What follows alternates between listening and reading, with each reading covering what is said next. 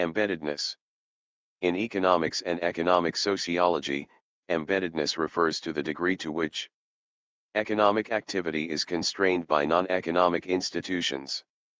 The term was created by economic historian Karl Polanyi as part of his substantivist approach. Polanyi argued that in non-market societies there are no pure economic institutions to which formal economic models can be applied. In these cases, economic activities such as provisioning are embedded in non-economic kinship, religious and political institutions. In market societies, in contrast, economic activities have been rationalized. An economic action is disembedded from society and able to follow its own distinctive logic, captured in economic modeling. Polanyi's ideas were widely adopted and discussed in anthropology in what has been called the formalist, substantivist debate. Subsequently, the term embeddedness was further developed by economic sociologist Mark Granovetter, who argued that even in market societies, economic activity is not as disembedded from society as economic models would suggest. 2. Karl Polanyi edit. According to Polanyi, in non-capitalist, pre-industrial economies livelihoods are not based on market exchange but on redistribution and reciprocity. Reciprocity is defined as the mutual exchange of goods or services as part of long-term relationships.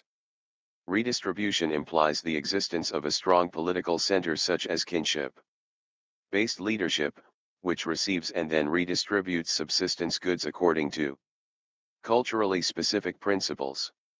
Economic decision-making in such places is not so much based on individual choice, but rather on social relationships, cultural values, moral concerns, politics, religion, or the fear instilled by authoritarian leadership. Production in most peasant and tribal societies is for the producers, also called production for use or subsistence production, as opposed to production for exchange, which has profit maximization as its chief aim. 3. This difference in types of economy is explained by the embeddedness of economic, i.e. provisioning, activities in other social institutions such as kinship in non-market economies. Rather than being a separate and distinct sphere, the economy is embedded in both economic and non-economic institutions. Exchange takes place within and is regulated by society rather than being located in a social vacuum. 4. Example, religion and government can be just as important to economics as economic institutions themselves. Socio-cultural obligations, norms, and values play a significant role in people's livelihood strategies. Consequently, any analysis of economics as an analytically distinct entity isolated from its socio-cultural and political context is flawed from the outset. A substantivist analysis of economics will therefore focus on the study of the various social institutions on which people's livelihoods are based. The market is only one amongst many institutions that determine the nature of economic transactions. Polanyi's central argument is that institutions are the primary organizers of economic processes. The substantive economy is an instituted process of interaction between man and his environment, which results in a continuous supply of want-satisfying material means. 3. Mark Granovetter edit. Economic sociologist Mark Granovetter provided a new research paradigm, neo-substantivism, for these researchers. Granovetter argued that the neoclassical view of economic action which separated economics from society and culture promoted an under-socialized account that atomizes human behavior. Similarly, he argued, substantivists had an over-socialized view of economic actors, refusing to see the ways that rational choice could influence the ways they acted in traditional, embedded social roles.